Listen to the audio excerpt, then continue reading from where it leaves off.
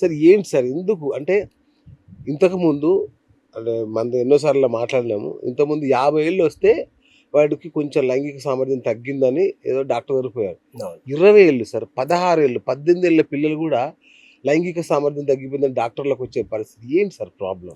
అంటే ఇంత ముందు వరకు ఎట్లా ఉంటుంటే చాలా వరకు యంగ్స్టర్స్లో అంగస్థాన సమస్య ఉంటే ఎక్కువ శాతం మనము సైకోజెనిక్ అంటే వాళ్ళ ఆలోచనలలో ఏమైనా ప్రాబ్లం ఉందా అవును అట్లాంటివి అనుకుంటుండే. కానీ ఇప్పుడు వీళ్ళందరికీ మేము చాలాసార్లు రెగ్యులర్గా టెస్టులు చేసినప్పుడు, ఎప్పుడైతే డాప్లర్ లాంటి టెస్ట్లు అంటే అంగంకి స్కాన్ చేసి అవును. చూసినప్పుడు డెఫినెట్లీ సమస్య కనిపిస్తుంది. ఓకే. అంటే అసలు యంగ్స్టర్స్లో ఇట్లాంటి ప్రాబ్లమ్స్ చూడొద్దు. యంగ్స్టర్స్లో ఇట్లాంటి బ్లడ్ ఫ్లో అంతగా? ఇష్యూస్ రావద్దు, ఆర్టిరియల్ ఇన్సఫిషియన్సీస్ రావద్దు. కానీ మేము స్కాన్ చేసినప్పుడు ఆల్మోస్ట్ ఒక 100 మందిలో స్కాన్ చేస్తే మోర్ దెన్ 70% పీపుల్లో బ్లడ్ ఫ్లో ఇష్యూస్ కూడా వస్తున్నాయి.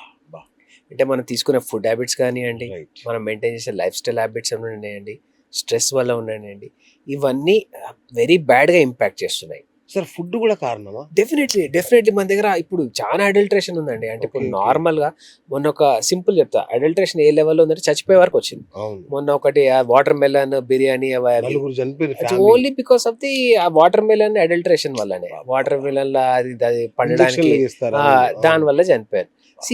అంటే నార్మల్గా ఈ అడల్ట్రేషన్స్ వల్ల ఫుడ్లో ఎంతైనా ఎఫెక్ట్ కన్నా ఖచ్చితంగా కనిపిస్తుంది. అవి మనకి ఏం చేస్తాయి, మనకి డిస్టర్బ్ చేస్తాయి, మన హార్మోన్స్ని డిస్టర్బ్ చేస్తాయి. ఇన్ని కెమికల్స్ హార్మోన్స్ డిస్టర్బ్ చేస్తాయి.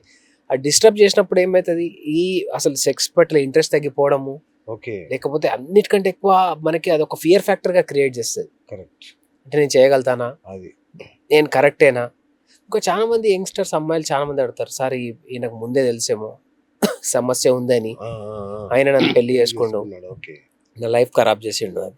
పాపం వాడికి తెలియదు. నిజంగా తెలియదు. అంటే ప్రాక్టికల్లీ రెగ్యులర్ సెక్స్ చేసే వాళ్ళలో కూడా ఏదైనా సమస్య ఉంది అని వాళ్ళకి తెలీదు. కరెక్ట్. ఇది ఎప్పుడు తెలుస్తుంది, అపోజిట్ పార్ట్నర్ దాన్ని మనకు చెప్పినప్పుడే. అవును. మీరు ఒకసారి చెక్ చేయించుకోండి అని.